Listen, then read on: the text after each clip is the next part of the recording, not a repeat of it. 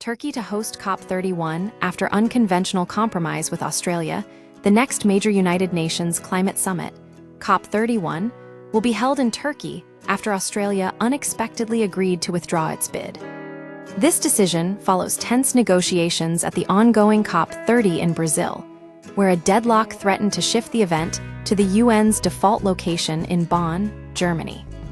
The unusual arrangement, with Turkey hosting, while an Australian minister presides over the talks, underscores the complex political dynamics shaping international climate negotiations.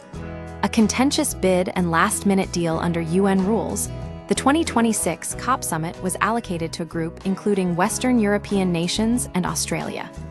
Neither country was willing to yield, creating a standoff that risked undermining the summit's credibility.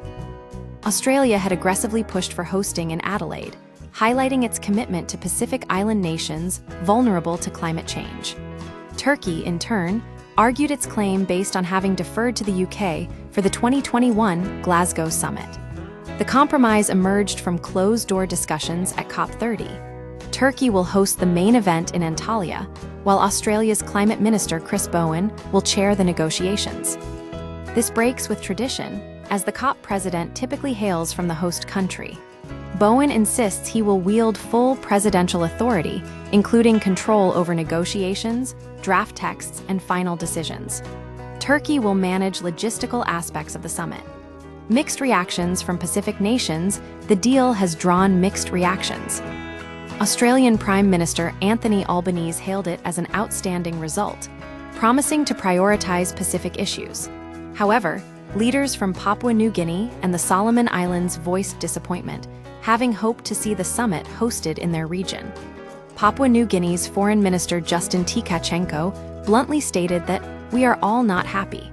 The reluctance from Pacific nations is understandable. These islands are among the first to suffer from rising sea levels and extreme weather events, making them deeply invested in climate action. Hosting the summit in the region would have amplified their voices and pressure for tangible results. Why this matters, this situation highlights the limitations of consensus-based decision-making in international climate policy. While compromise avoids embarrassment for the UN, it also raises questions about power dynamics and whose interests truly drive these events.